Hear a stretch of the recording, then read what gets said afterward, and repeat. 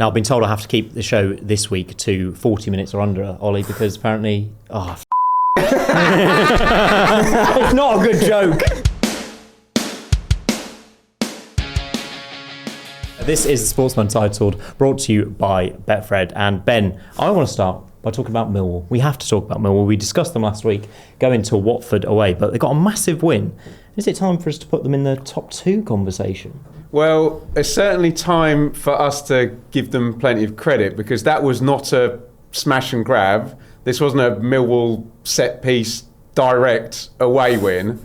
This was a really, comfortable victory at a team that had the longest undefeated streak going into the weekend in the league, that hadn't lost at home, I believe. They lost against Blackburn, maybe sort of September time. So really, really good result. We've had Millwall pegged as a team that's good at home, not necessarily good away. They're doing brilliantly.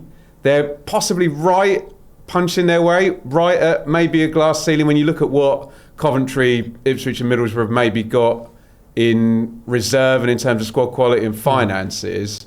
There's probably a glass ceiling there, but we've seen it in the Championship before. If you get that lightning in a bottle, you get on that run, other stuff happens up ahead of you, then they could be in that conversation. But Simon, surely if I'm a Millwall fan, even if I'm in the playoffs, let alone playing at home second in the playoffs, I'm happy enough with that. But superb job by Alex Neil. I love their defence. I love that they're hard to beat. I love that they've got four massive guys at the back. I think that's Jake really, Cooper really now, useful. 5th all-time appearance maker as well. What a run by him. Congratulations, Jake. But Ollie, I think we should probably mention the fact that they're 4th in the league. They're 3 points off the top two, and they've got a -2 goal difference. I mean, that's the big thing for me. We talk about Jake Cooper there, and he still brings me out in a cold sweat as a Sheffield United fan, because he is our absolute kryptonite whenever we come up against Millwall. And it's been the same thing for years. But it's that goal difference for me that is really putting that glass ceiling, as Ben referred to it there, because I think...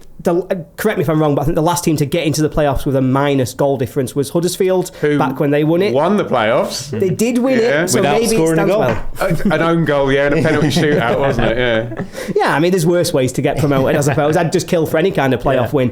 But yeah, for me, that puts that real ceiling on them in terms of where they're going to be able to take that forward. I think I'm really impressed with what they're doing. We can't write them off. We can't continue to underestimate them, because it's sustained performance now for a long period of time. But for me, I just don't see them as having that next gear to be able to go any further, and the playoffs would be a fantastic achievement for them. Coburn in the goals as well. That was our high ticket price that hasn't delivered. If we talk about January window, well, if you've already got a high value player who starts moving in January, that can be as good as a new signing. They're doing a great job. Yeah, an absolutely fantastic job. And I think there is a danger that we all talk about Coventry, Middlesbrough and Ipswich as the top three fighting for the top two places. There might be a little slip up from a couple of them that could leave the door open for Millwall. I'd love to see it. I mean, what a great club and a team that's not been in the Premier League. I wouldn't be as my team's involved in it, but what are you going to do? Hey? Oh yeah, so is mine, but hopefully we're finishing first. Let's see. Anyway, let's come on to Coventry, because at half-time in the Leicester game, Ben, 1-0 down. Middlesbrough had won the night before, and we will come on to them as well. Ipswich were cruising to a home win. It felt like it was a monumental second half for Frank Lampard's team, and they managed to produce it. Managed to produce a wonderful turnaround. Yeah, and first things first, didn't that feel like a running weekend already? Right, so Middlesbrough have gone, they've laid it down. There's the Leicester goal. Ipswich look like they're... And we always get it in these... forgive me, Millwall fans, we'll just talk about the three teams at the moment. But we always get it when you feel you've got these three-horse races. Someone's got the easier game. They've got the test this week, and it was M69 Derby, wasn't it? And look, I know Coventry have been way better than Leicester this season, but Leicester has still got the individual quality we talk about, and there's just that intangible of the Derby and the fact that Coventry have not been in good, in terms of the output, they've not been in good form for a fair wee while, haven't they? And I would ask the question to you two boys. We'll come on to Ipswich, who had a worker day, kind of running on the treadmill, 5 out of 10 jogging along.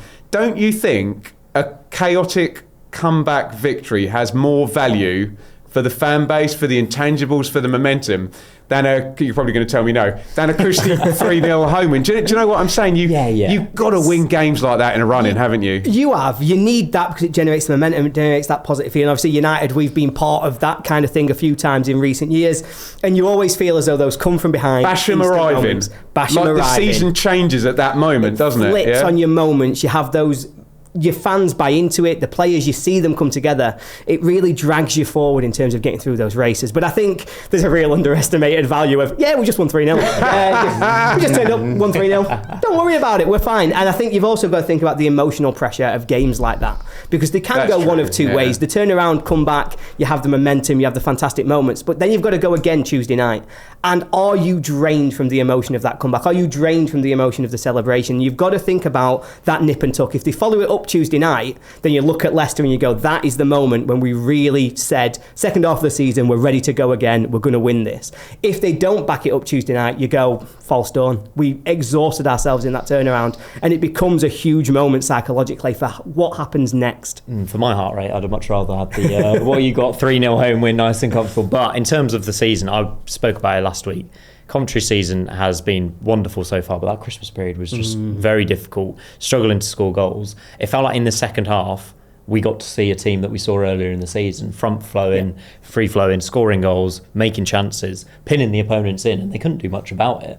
And those home games are absolutely massive. Win our home games and we're very close to getting promoted, I think. So just a seismic result at the start of a 3-game week. I don't want to urinate on your strawberries, Simon. Please do. You might have to say goodbye to the 11 wins in 12 team that was 3 scoring. It's going to be different now. It's going to be pressure. 1 goal wins, pressure. Daniel Farker said it brilliantly last year. It is exponentially harder to win a game in April than it is in October. But I suppose the pleasing thing for you as a Coventry fan, we sat here, reviewed the Birmingham game. It's like, nothing on the bench. What's he going to bring in? Torp's back. Redoni played better from what I understand. Latabodier got used in Thomas's absence. Esse starting. Yang on the bench. There's probably going to be more happening. Thomas Asante back as well. All of a sudden, it looks like the team that looked quite knackered as we came up to the FA Cup third round block, ready to go again. And I saw it in Lampard's eyes after they lost in the Cup. He was like, right, no. He did his smile and serious thing. 20 games to go. We're ready for this. And we've said it many times, Simon. It's not 2 points per game that Coventry need. They're on 55. They get another 30 points. Is anyone going to get 86 points this season? I'm not sure. It's going to be close, isn't it? We'll have to wait and see. And to your point, Haji Wright's goal off the bench against Leicester was the first by a Coventry substitute since October the 4th. And the first by him for a long while as well. Yeah. He didn't score in 12, 13 games, so all good. And in a promotion race, how important the bench can be, because Lampard's been looking around and not been able to bring anything on, really. And now, all of a sudden, there's options, there's depth. Absolutely, it makes a massive difference, and we saw it last season with United. I think one of the stats that really sort of harmed our season last year, for as amazing as it was, I think we only came from behind to win a game once all season, and that was because when it got away from our first team, we were trying to change a game off the bench. Leeds had those options, Burnley had those options. You saw what they brought in January. We didn't do the same. We didn't have that same level of impact coming in. It is massive. So if Coventry have now got that additional bit of depth, the players are coming back fit, I think the addition of Esse into that team is just terrifying for everybody else. That will make the difference, I think. He looks really, really good. Borough looked really good as well. I'll come back to you, Ollie, on Friday night, winning against West Brom with a dramatic late winner from Bergswood. I thought Hayden Hackney was wonderful. This was Eric Ramsey's first game in charge of West Brom. We'll come on to them in a second as well. But a massive, massive win for Borough, and they did pile the pressure on Ipswich and Coventry. Absolutely huge, and that's one of those, what Ben was talking about before, where you have the highs and lows of this promotion race, when you're really trying to put the pressure on. Going first Friday night has its own kind of pressure. They're saying to you, right, put your marker down, set the stall out. You lose that game, you get a free run Saturday. You get to go, you know what, this is a free 3 points. If we can get this, we extend that gap, we start to get away. So they had to go and do it, and I thought they looked fantastic at times. I think they had some really great moments in this game, but they've got to be a little bit of a concern in terms around some of that turnaround. The fact that they'd thrown that away and then had to go again to get the winner right at the end. It's about that pressure. How are you handling it, and how do you back that up? Because that moment in the 90th minute with Bergzorg's winner, you are feeling on the top of the world. They'll have then been deflated when they saw Coventry come back around. They'll have been deflated to see how easy Ipswich ran that. How do they back it up this week? Because they, for me, are a team I've expected to drop away for so long, and they've just kept getting results, almost kept getting better in terms of what we've seen, particularly from the end of Rob Edwards' time in charge. It feels as though there's been a real transition into being a better team at the top of the Championship. I like Borough. I've spent a lot of time saying, it's Coventry and Ipswich. It's Coventry and Ipswich. There's doubt right now because Borough look a real football team. They look incredible, Ben, don't they? They looked really good, but again, do we have to be concerned about the comeback and the goals they conceded and the fact that the atmosphere and things did go against them in those moments? Yeah, you've got to remember it was Eric Ramsey's first game, so you've got that kind of factor. And I mean, Ramsey, will come on to, it might be fun because it was a complete tear up what I've done to be 2-0 down. But if you have, and this is what might help Borough, you're going to face a load of low blocks and defensive setups. If you've got Morris and Hackney who can just continually, it was like, right, here's some space, drive, go, run. And their winning goal wasn't boot it in the box, hope for a deflection. It was nicely worked, played through. I'm still a bit concerned that 2 games ago we were talking about a team that had 80 shots and scored 0 goals. So I do think Jeremy Sarmiento or another forward into that mix is going to be of use. But yeah, something about Borough this season, isn't there? Feels like that lightning in a bottle potentially a bit for Borough as well. What were your thoughts on Eric Ramsey's West Brom? I thought they were exciting. I mean, the first half and the second half were so contrasting. It was difficult to kind of judge them, but you have to take some positives from the comeback they put together, even if they lost late on. Well, we often talk about manager B being an antidote to manager A who's just been sacked. And if Ryan Mason's football was a little bit vanilla and neither nor, this wasn't. They transitioned quickly. You see them straight to the 3 at the back and Bielik came in. I do think against Hackney and Morris, it's not smart to sit back and let them drive at you with the ball. Mikey Johnston was either going to get a red card or win the game by himself. He didn't look very happy playing right wing back and looked much happier playing front left, didn't he? He brings Madger on and doesn't play him up front, but then that kind of worked and he got a tune out of the substitutes. But this always used to get levelled at Harry Redknapp, didn't it? That in game he would tweak the team he started with and win the game. And then the accusation was, well, why don't you start with that? Have you picked the wrong team if you're having to tweak it like that? So, look, we'll see how it works out. My only concern is, and the Norwich fans were fed up of Liam Manning talking about behaviours and attitudes and buzzwords. I've heard a lot about the moments and the process already, and Ramsey does seem that kind of dialed in, I've got a degree in football management guy. But hopefully that's a completely unfair comment to make 1 week in and this is going to go the right way. The squad is better than where they are, but we're coming to it. They can't lose to Norwich in midweek, can they? And they're 4 points above the drop zone where Norwich currently occupy. There's a chance, and I said this before he was appointed, everyone presumes they're going to improve because Ryan Mason's gone. It's not guaranteed. No, absolutely not guaranteed. And you know what? For all of the positives that we've just picked up there in terms of West Brom's performance, in terms of some of the transitions and changes, in terms of we think it's going to be more exciting, we think it's going to be more dynamic, something about this felt familiar.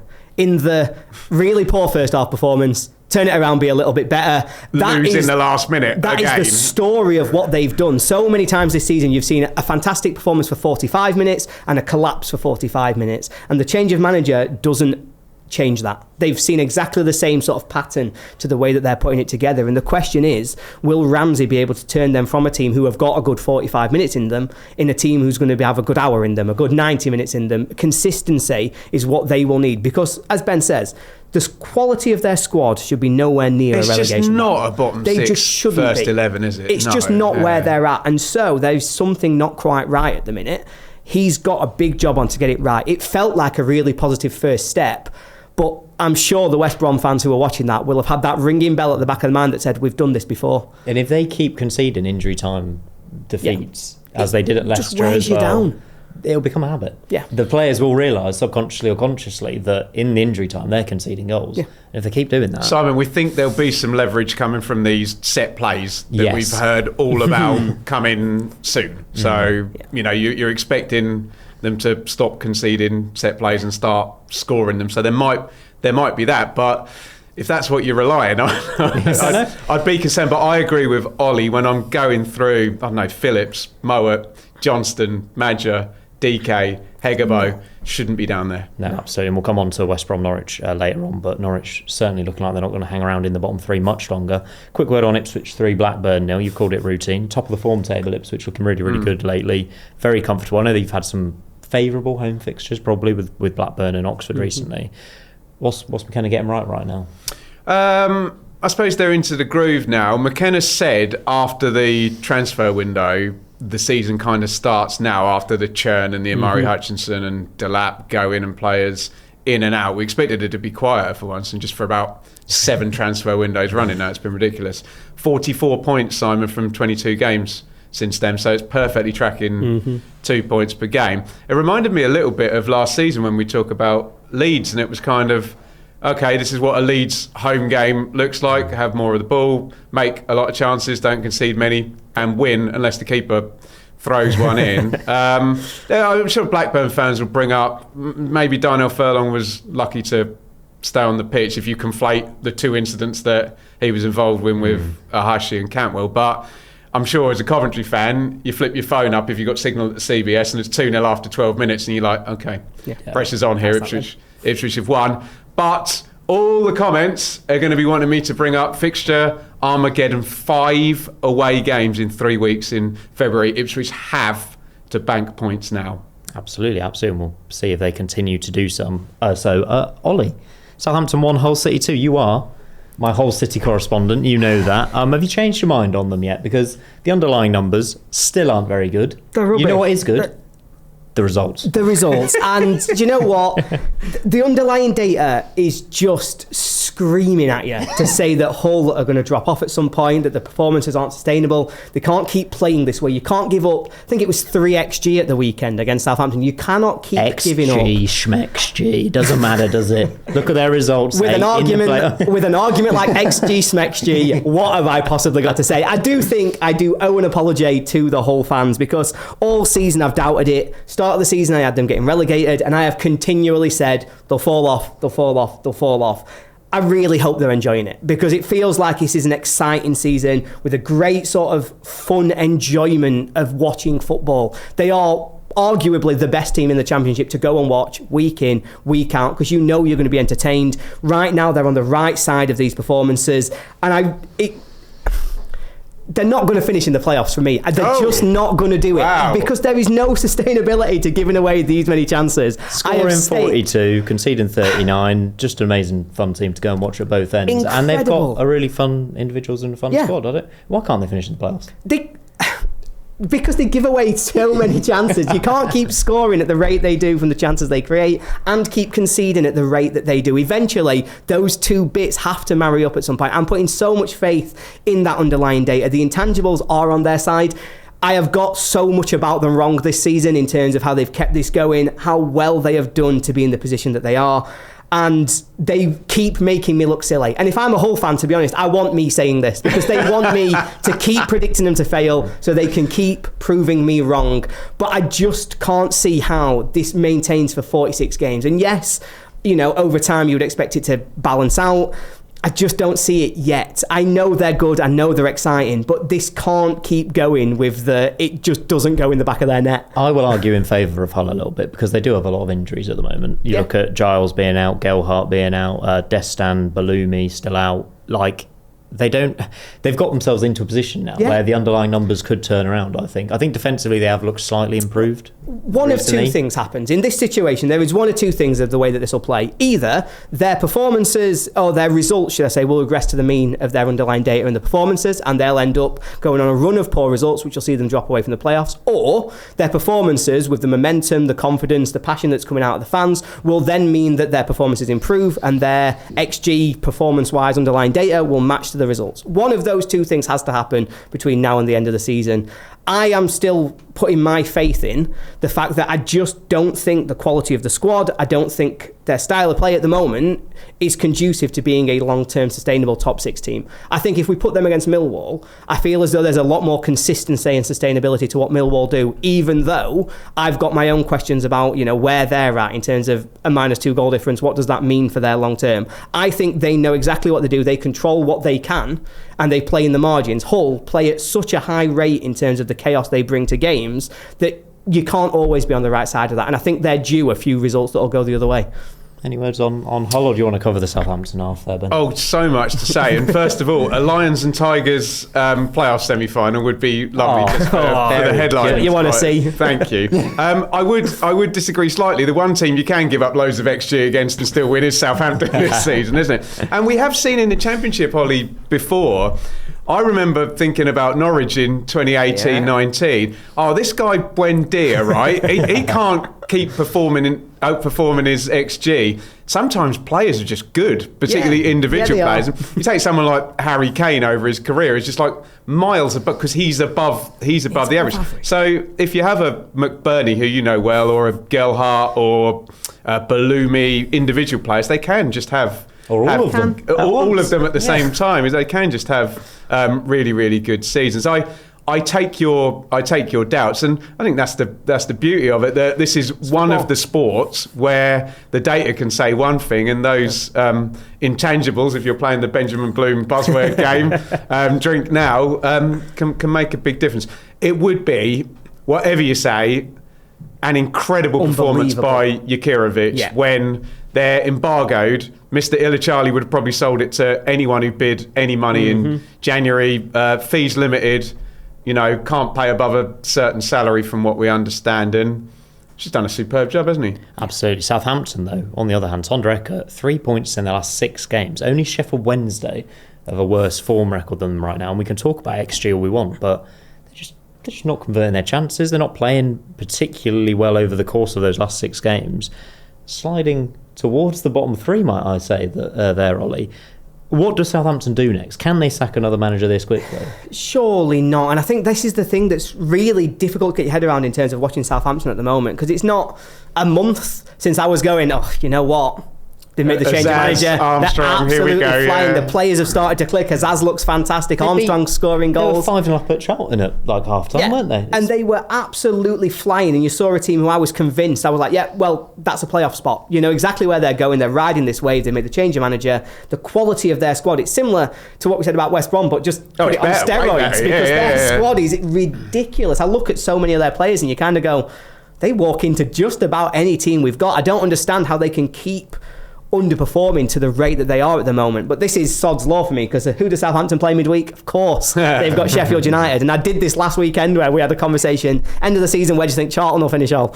Well, they're going to beat United. So I think I'm going to do the same to Southampton. But I don't think they can make another change in manager. I think they've got to stick with what they're doing right now. I think they've got to believe in the quality of their players. Because like Ben said, when you've got good players, eventually you've got to find the ones who are going to finish. Armstrong, we know at this level, is a fantastic goal scorer. He's done it time and time again. Eventually it has to start hitting the back of the net, because if I'm Eckhart, I think after the weekend I'm doing some kind of exorcism to try and get St Mary's clean for me again. Simon, these players, you're talking about changing the manager. A lot of these players have played under Russ Martin, Ivan Juric, Will Still and Sondreka. So if I'm a Southampton fan, I'm probably screaming, what difference is it going to make changing the manager? We've tried that 4 times in 2 years or 18 months or whatever it is. And it's just so odd that first run under Eckert, was it 6 wins in so good 7, and yes, I think so. Slamming the goals, 3s and 4s and 5s, as you mentioned. So I don't know, something's not right there in that. We come on here, don't we? We talk about predictions and whether they can finish in the playoffs and form, and we have to do a reaction after every weekend, and ultimately, who knows with Southampton? It's impossible. But I think, something that I think has gone under the radar a little bit, and it's something maybe for us to think about when we're doing next season's predictions, and we're talking about sort of the psychological impact of those Premier League seasons. Because I saw it a little bit at Bramall Lane. When you lose every single week in more and more demoralising ways, you're conceding goal after goal, it saps the confidence, the momentum out of these players. Now, I thought that and out of the stadium, Ollie, and out of the stadium, the fans feel battered. I still say it sometimes to my friends. I'm like, I just feel like they owe me something. I still feel a little bit like, after suffering through the Premier League year, the 8-0 at home to Newcastle, you kind of go,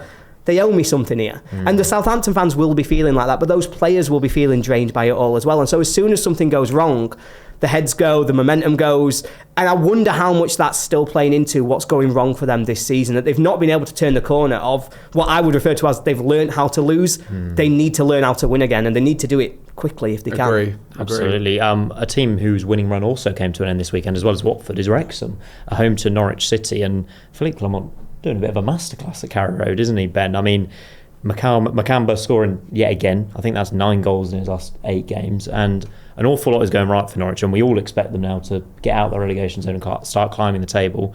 Home defeat for Wrexham, though, not ideal.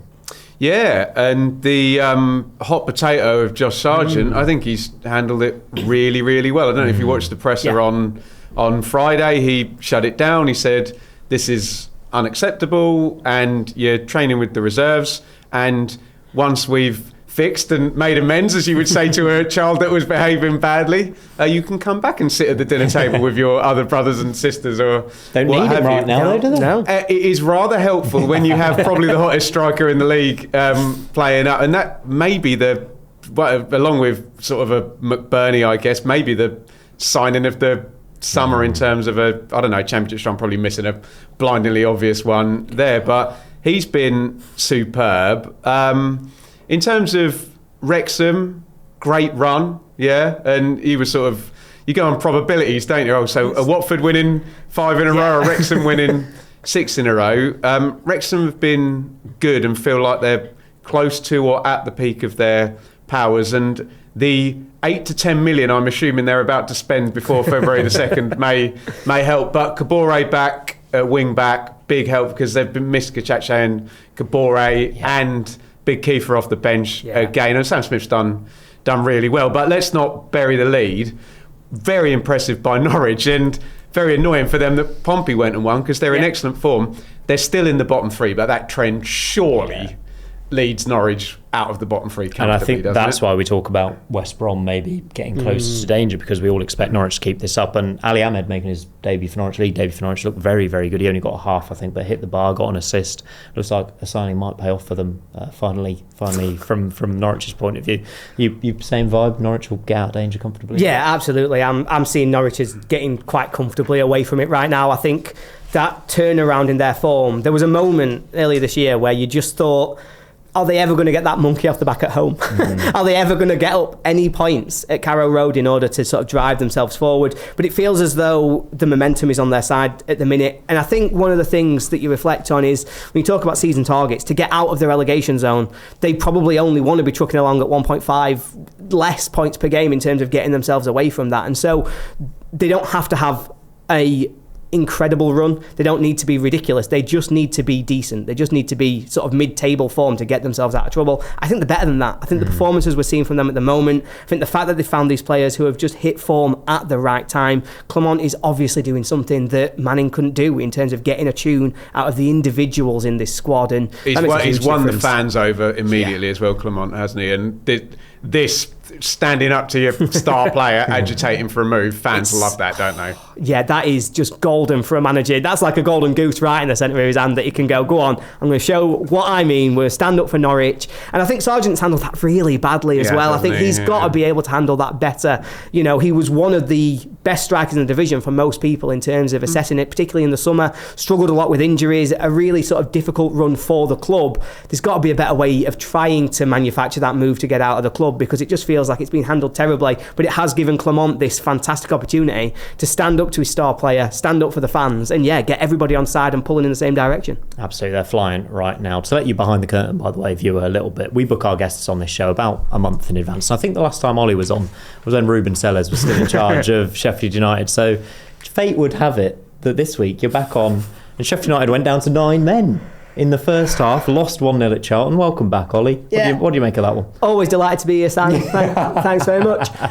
It's such an interesting one, this game of football, because I'll be honest, 35 minutes, I thought we were fantastic. 3-0 win incoming. We should have been. I was sat there and I was going, we will win this. Straightforward. There is no concern in my mind. The question is, when do we get the first goal, and then what runs on from there? You know, we'd had multiple opportunities. I thought that Callum O'Hare in the middle was just outstanding on the day. There was a moment where he set up a chance for Tom Cannon, where one little flick and he's beat sort of 3 players, taking them completely out of the game. He's got sort of a quarter of the pitch all to himself with this pass on. It really felt as though we were creating chances. Kaminsky had made 2 or 3 really good saves. We'd hit the post. You were just sat there going, this is just time will tell. You know, we're just waiting right now. It's coming. And then a moment of, I don't want to say a moment of madness. I feel a bit sorry for Samari because you see this red card. I'd say 80% of red cards happen in this exact scenario. Pass the ball into you, you take a really poor first touch, the ball gets away from you and you are desperate not to lose that. You've got to get it back, you overstretch and it's a bad foul. Like, there's no arguments with that one. I think Samari knew exactly what he'd done. Everybody on the pitch watching it sort of like went, ooh. And you have to hope that the other lad's not too badly hurt from the fact that he's been able to go over the top like that, because it was a really bad tackle. And so you go down to 10, but even with 10 men, I think there's a game for us here. I don't think that this writes the game off. I think there's a game there to be won. And I have to admit, the second red card, I have a bit of a question mark over, because that, to me, I thought the ref was very, very quick, shall we say, to produce that red card, and I didn't think it was necessary. I didn't think that it was a foul that justified that. I thought it was a yellow, maybe. You'd have a word and you said, look, just calm this right down. But once it was down to 9 men, it was damage limitation. I'm proud that we only lost 1-0. I think that is a sign of the changes we've seen since Ruben Sellers left the club, since sort of we've started that turnaround in form from the last international break, because earlier in the season we crumbled in these scenarios. We went 1-0 down and you saw the heads go. Everybody just went, well, that's that then. Let's lose 4, we might as well. You saw it at Ipswich, where as soon as one went in, everybody sort of like went, well, we tried as best. Do you want another one? So it was really nice for them to try and get back in this game, to keep going. Wilder talked about it as well, that actually he sees this as a positive because he saw how much those players fought for each other. So I do think there were a lot of positives to bring out of the game. I've got a question on Wilder, mate. With all the shirts he's hanging up in the dressing room, is there any room for the Sheffield United shirts? Because obviously he said he was going to hang a Charlton shirt up now because he was so proud of the performance. But the Charlton one's going up for a good reason. Good reasons. Right. Whereas the Wrexham and the West Brom, Has he got any Sheffield United shirts? And there's just 24 championship. 24 championship shirts. None of them United. If anyone wears a sandwich, they get out. That's the way it's got to go. How concerning is this away form, though? Because it is 3 odd defeats. 3-1 up at Wrexham, collapse. Second half at West Brom was hopeless, and we now know right at the end of Ryan Mason's run, okay, we can give you a pass on this one. I just had a look, Simon. First half, 10 shots to 0, Blades. Second half, 12 shots to 1, Charlton. So I think the second red card had a bit of an impact. Made a bit of a difference on the game in terms of how that was quite hard to play about the away form. Yeah, it is concerning because actually early on in the season it was at home. It was away where we got our first win. We actually felt as though we were stringing some performances together. But it does feel as though we've really started to miss something. I think teams have realised that if you attack at this centre half, we do start to have a little bit of a weakness coming within there. It'll be interesting to see what happens on Wednesday. As I say, we're away at Southampton. And so I think that'll be a real acid test, because if you go and lose at Southampton, you then suddenly go, this away form is a massive concern to us. I think each of the 3 performances that we talk about at Wrexham, we just got bullied, and that one, Wilder knows what's wrong with the team, and we've all known it all season, is that at centre half we are missing a big physical, somebody who could mark Kiefer Moore, a big physical player who's able to really go out and dominate those situations. But it felt like an aberration at the time. Jake Cooper. If he can play for us, he can't score against us. This is the dream. Whereas West Brom, we changed the team around a little bit for West Brom. We'd made a few changes that just didn't come in at all. And I think Wilder reflected on that in terms of I talked to Michael Cooper recently for our show, and we had a little bit of a conversation with him. I said to him, what are your targets for the second half of the season? Are you thinking about the playoffs? And he said, no, we don't talk about anything like that. The only time we've ever talked about it was the day before West Brom, when we all sat around and we went, I think we're going to make it. I think we've got a run in us. And then they put in that performance, and it was almost as if they were naive to the fact that they thought they'd cracked it. They thought the problems were solved. And that's why Wilder's gone so big about this. We're going to stick that up there, and we're going to show them, you are not what you think you are. Look at the performances that can come in front of you. And this one, like I say, I think we would have won this game comfortably. I think there is a massive mitigating circumstance, but it creates a problem for us in the centre of the park, because without Tanganga and Bindon, Tanganga suspended, Bindon went off injured. Without Samare in the centre of midfield and Riedewald out injured, we actually go to Southampton with massive question marks about who's going to come into the squad, and so worries me. I wanted to ask you, sorry Ben, I wanted to ask you also about Gus Harmer. I always want to talk about one of my favourite players of all time, but it doesn't feel like he's getting into Sheffield United's best 11 at the minute. Feels like he's been linked with a move away if possible. What do you see his future at Bramall Lane? Because Championship Player of the Year, 18 months ago? 6 months ago. 6 months ago. Last summer. Yeah, he was Championship Player of the Year last year. I think that he will likely depart in January. I don't think And he's had a fantastic time during his time at Sheffield United. His individual moments of quality you cannot argue with, because he is, I still believe, on ability-wise, a contender for the best player in this division. I think he does things with the ball at his feet that not many players in the division can do. We even saw that as recently as the FA Cup, where he gets that ball, fantastic first touch, and just bang, top corner. There is nothing you can do to stop him when he's in that kind of form. For United right now, the reason he's not in our first team is that he's not the man for a bottom half of the league, a bottom 6 fight when you think you might be at risk of getting relegated, because his work rate, the effort that he puts in off the ball, sometimes leaves you exposed. And I think Wilder has realised that you put Callum O'Hare in that position. We've seen him flourish this season. He's creating more chances. His composure on the ball looks better than I've ever seen it. Previously, I've seen him take an extra touch because he doesn't know quite if he should shoot or pass. When he does shoot, he sort of just passes it on target to make sure he gets through. This season, there's so much more coming out of Callum O'Hare, and that's meant the loss of Gustavo Harmer hasn't been felt as badly. I also see our parachute payments end in the summer.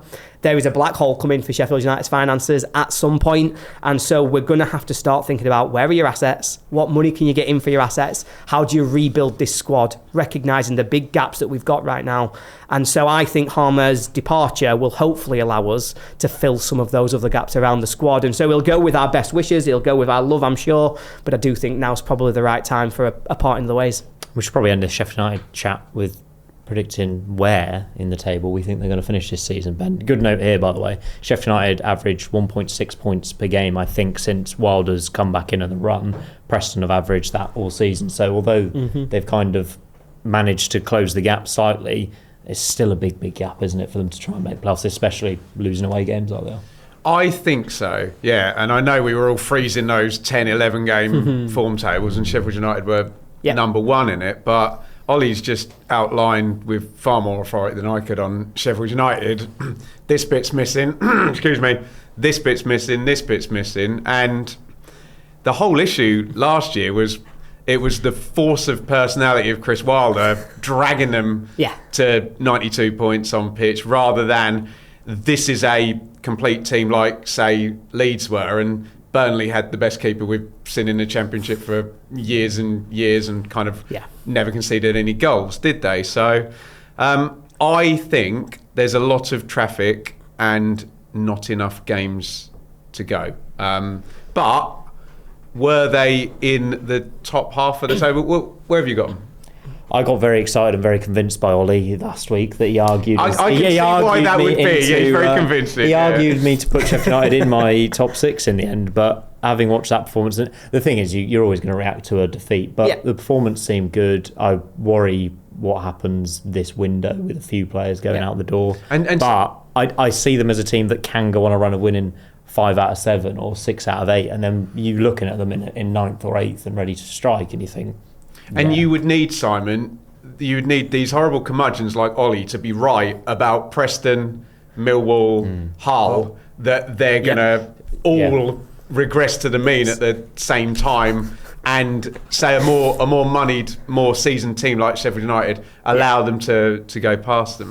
It's a really interesting one, and I've done a lot of thinking about this because I had started to get myself very excited, as Simon suggests, and I thought we were going to finish 6th. And if I was to put a number on it today, I still think we will. I think that if you track back over, Wilder gets in, he's got a lot to try and resolve. We had a really poor start under Wilder to try and undo the difficulties that we experienced under Sellers. I'd say since he's got his feet under the table, we are one of the best 6 teams in the league. I think that's a fair assessment. I think if we were judging the table right now, if we said 0 points, everyone starts today, most of us would have United in our top 6. I personally would think most would have us in the top 4, because I do believe that we're at that level in terms of performances. There are gaps running through the squad that we've got to address in January, and I think that will be a real question mark over where we go. I looked at it. 11 points now, though, Ollie. It's 11 points. Yeah, it's a long way. Round 28 tomorrow as well. It's a really big run that we've got to have. Yeah. I basically looked at it in the figures. If we can get 2 points a game from now to the end of the season, I think we make it. I think that's the level we've got to be at, though. We've got to perform at that level consistently for 20 games. Can I push back on that, Ollie? 72 points. Do you think that's going to be enough? Yeah. I've been drawing the line at 72, basically, is where I've done it. That's convenient, Simon, isn't it? I mean, that means Preston, you think Preston will get less than 30 points? from now until, so how many games is that? 30 points over 18, 19. So that's under 1.5, isn't it? You're expecting a big drop off from a few of them boys. I am, and it's, confidence. What can I say? You've got to believe in yourself. Yeah. If I'm not going to believe in United, why would anybody else believe in United? Exactly. I probably am overestimating and underestimating the gap that we've got to overcome and the journey that we've got to go on. The traffic that's in the middle, because there's so many teams that we have to have drop off for us to be able to catch and go better than. You just keep looking at but those underlying numbers, don't you? Well, as you work through the underlying numbers, I think we are one of the... Yeah. I think you would expect United to continue to track as one of the best teams in the division. I think we can go on a run that will see us get 2 points a game from now till the end of the season. If we do that, and the line is just too high, it's not 72, it's 74... we've done as best. I don't think we could have asked any more from the position that we've been in of Wilder coming in. And I'll sit here and I'll say, you know what? Fair play to whoever beat us. Congratulations, because you've had a good season, getting 74 plus over the run. Well played. 70 last season would have had us fifth. Looking at where everybody was, maybe that's clouding my judgment on what numbers are going to be needed. But I think we can run at 2 points per game. I think we can get to 72, and I think that should be enough to get us in sixth. Excellent stuff. We've got to do a few midweek previews before we finish, starting with Coventry versus Millwall on Tuesday, Ben. What a game. This is first versus fourth. Both teams winning at the weekend. Can Millwall go there and get something? I don't think so, no. I think we might see something rather similar. I think they might take the lead, and I think Coventry, just because it would amuse me if you can film yourself watching this, Simon.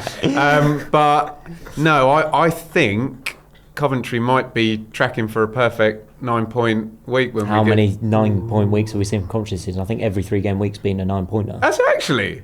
Wow, that's impressive. If true. If true. You have to, someone will be on that. News. Ben, I've seen a lot of your videos after your 3-game weeks, and you also say Coventry 9 points out of 9, and we haven't had one in a while. And I'm discounting the Christmas one. What we like on the 3-game weeks, can you get back-to-back home games? Yeah. And they've got that, and they've had a great start. Although Norwich away the Monday night following, I'm not as confident. True, yeah. Just throw in the caveat, if Millwall go there and win, can we wind back our conversation? Yes, they are in the automatic promotion race if they go to Coventry and win, aren't they? Perfect litmus test, yeah.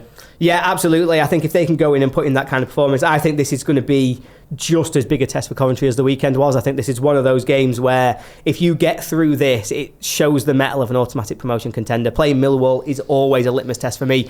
I think I would sit on the fence, though. I think this one might end up in a draw. I think that emotional high that comes at the end of the game against Leicester will carry into a positive start, but I think it is draining. And I do think that if Coventry can't get ahead in the first 30 minutes, I do think that Millwall will be able to grind that out. So I'm going to predict a 1-1 if I was going. Big one for Joe Edwards as well, isn't it? Yeah. Absolutely. Correct me if I'm wrong, I think the reverse fixture was a 4-0 away win for Coventry at the Den, and you look at that and you think Millwall will have that in their memories fresh. That's where he's got his -2 goal difference from. That's exactly where he's coming. There you go. I will back Coventry win. I have to. And again, both teams to score can't seem to keep a clean sheet for love nor money. So even with the highest performing keeper in the league. I know, exactly. He's preventing an awful lot of goals and saving a lot of chances. I will go for a 2-1 Coventry win, a repeat of what we saw on Saturday. Ben, how about you? Yeah, I'll double you up on that. Absolutely. Stoke versus Borough. We're looking at Wednesday night now. Borough, Ollie, I'll come to you first. Looking very good. Can they bag another away win? And if you look at Borough by comparison, having back-to-back away games in this week, if they can get 2 away wins in a row, flying. Yeah, it really does. Again, these are the moments where you look at that automatic promotion race and you're starting to test teams out. You're starting to think, actually, are they going to last the distance? Have they still got that momentum that goes with them? On a literal Wednesday night at Stoke. On a literal Wednesday night in Stoke. Could you ask for more?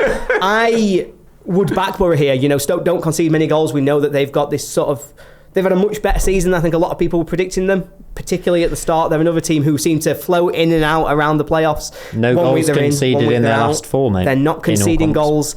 But I think Borough have, at the minute, found themselves onto a routine where they are creating chance after chance at the moment. They are breaking team down at will. We saw it last week where even against sort of packed defences, they can break them down and play their way through. So I will back Borough here. I think the away win is the way to go. I think Stoke will make it difficult for them. I don't think there's lots of goals in it, but I think a 2-0 away win is where I would lean for Borough to take this one.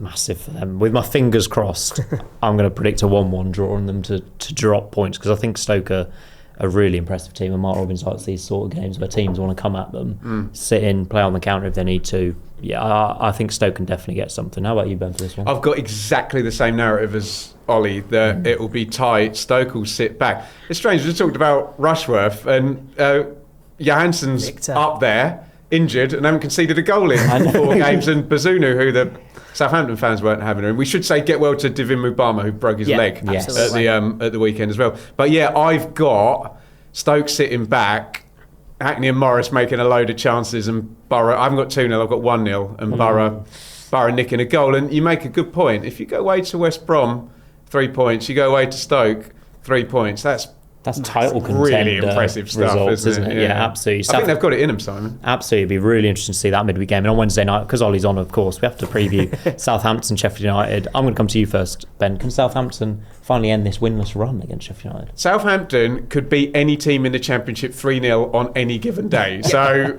yes is the answer.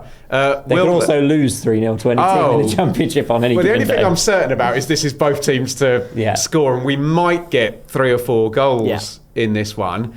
I just trust Chris Wilder and the Sheffield United dressing room way more than I do Tondereka. No offence to the guys, just on the evidence of what I've seen. And you mentioned home stadiums and them not being nice places when you're not quite performing. So let's go for Southampton to get about 7 XG but only score 1 goal, and Sheffield United to win 3-1. Shall I predict Sheffield United to keep 11 men on the pitch? It's a good place to start, isn't it? I think I will back an away win, though. I think you have to fancy United in this one, and if they drop points here, then you're starting to worry for your playoff hopes. I'm going to go for a 2-0. Can you imagine if I'm sat here, I go, Southampton will win, we'll be 14 points off, still going to get there. Yeah. No, I think there's some really interesting subplots to this after the weekend with United in particular. The centre-half partnership is going to be massive. Well, will Japhet Tanganga be at St Mary's on Wednesday? Will Japhet Tanganga be there or not? We've appealed against the red card. I felt it was really harsh. I wouldn't be shocked to see that overturned, because I couldn't believe it when the red card came out. But let's assume he is suspended, as he is as we speak, and let's say that means Binden's injured, Tanganga doesn't play. The centre-half partnership becomes Ben Mee and Mark McGuinness. We have played Ben Mee and Mark McGuinness quite a few times this season. It's not gone well. We are yet to see them two really thrive in a partnership. We have seen a lot of goals conceded. We become unbelievably slow and cumbersome as a defensive pair. So as soon as you get the run on us, I saw it most notably against Mansfield. They were the centre-half partnership with Ship 4, and we have been run ragged by Reece Oates, and you could absolutely see that playing its way through. In midfield, there's a question. Samari, we know, is suspended. Riedewald didn't play with a hamstring knock. Therefore, who plays in that central midfield? Is it going to be Peck and Arblaster as a pairing? If so, I love both players. I think they're fantastic, but we are missing a physical presence. We're missing that really tight defensive controller. However, as Ben says, as you've said, I have a lot more faith in United's performance levels right now than I do Southampton's. I think as though in terms of mentality, we'll attack this game and Wilder will try and make sure we're up for it. He won't want to see us lose another game on the road. He won't want to see us make that 3 in a row if you include the cup. Simon, another shirt. And so another shirt in the dressing room. Well, you put a red and white one up, at least it'll fit the vibe. So I'm backing a United win, but I think this is going to be a real slog. I'm going to say 2-1 to United. Excellent stuff. Thank you both for joining me, Ben and Ollie, on today's show. I've just seen the clock ticking over to 47 minutes, though, Ollie. So I've got to go. He's already in the See you shower. later, mate. See you later, mate. Thank you very much for watching, guys. Please do like and subscribe. Get your thoughts in the comments down below as well. And we'll see you later in the week for the Sportsman Untitled Extra.